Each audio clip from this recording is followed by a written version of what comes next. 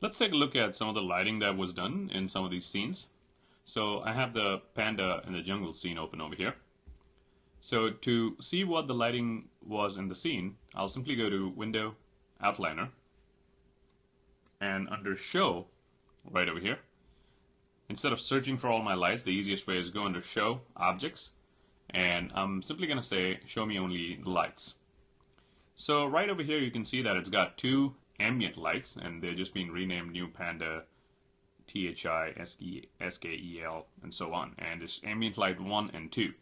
So if I select one of them and if I go to Control A, let's minimize the outliner, you can see that it's a simple ambient light with a color intensity ambient shade of 0.461, and right over here you can see that the ray trace shadows have not been turned on this one. And if I just wanted to locate this one, let's say if I go to the perspective view actually at this time, it's an easier way to do that. If I just go to the perspective view, you can see this is the light right over here. And then clearly you can see I don't have to go to the outliner again. There's another light over here, and this is the icon for ambient light. So once you get familiar with Maya, you should be just able to look at objects, or the light in this case, and be able to tell what the light is. So this is an ambient light icon.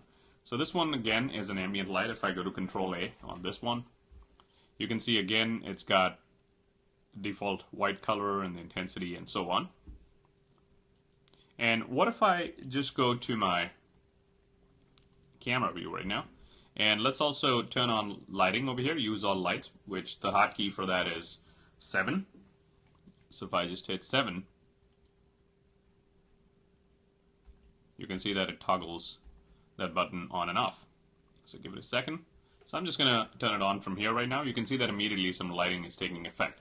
And you can also go under rendering, actually lighting over here, and you can say either use all lights, which is what it's doing right now, or use only selected lights. You can see it looks totally different when I say use only selected lights. So a nice little thing in the viewport, but obviously you'll always want to render it. So if I simply select the other one right now, and if I say use selected lights, you can see it's totally different looking, as opposed to if I just go over here now and I'm not selected anything, you can see the light being turned off. So right now none of the lights are selected, only this NURBS plane is selected. So if I go to use all lights again, you can see it's nicely using everything. So as for this scene, really it's a very simple lighting scenario. It's just two ambient lights. I have another scene over here where the panda is in the ocean. So let's do the same technique. Let's go to the outliner, and again it's the ambient light 1 and 2. So pretty much the same thing. We have, if I hit Control A to open the attribute editor, so there's the ambient light with the intensity of 1 and the white color, and then there's ambient light 1 right here, and same thing.